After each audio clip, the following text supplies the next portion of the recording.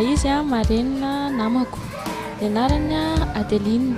Tamin'ny lalao nosy izy a nahazo medaly volamena. Sao zay ndriko zay e. Fanatanjahantena,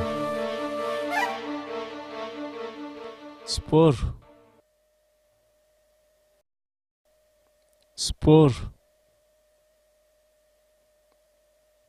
lalao, mifaninana, mifanandrina, kitra,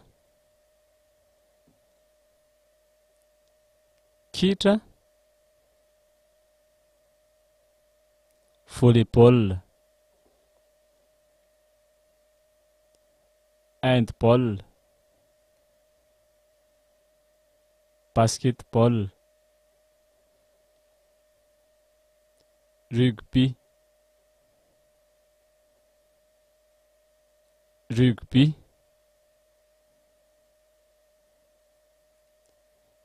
canette B, bicyclette,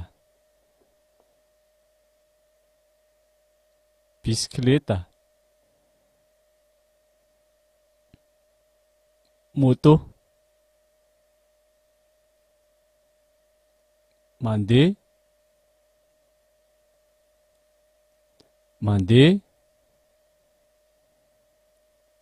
mihazakazaka,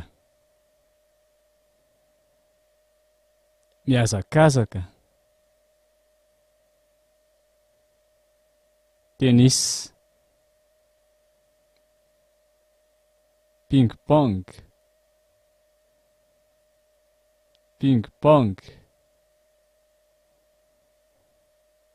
soavaly, kianja, dobo filomanosana, olympique, lomano,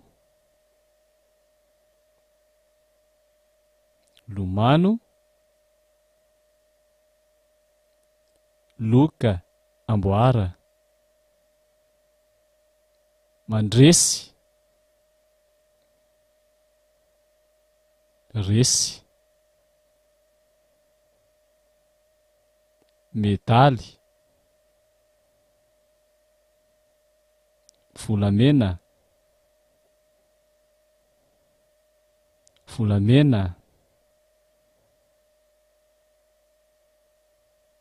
volafotsy,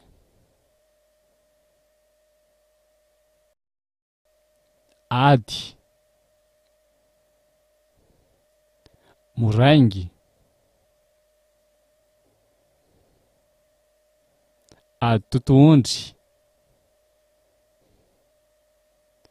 karaté,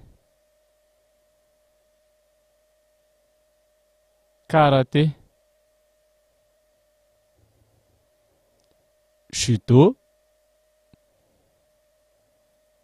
aikido, kung fu,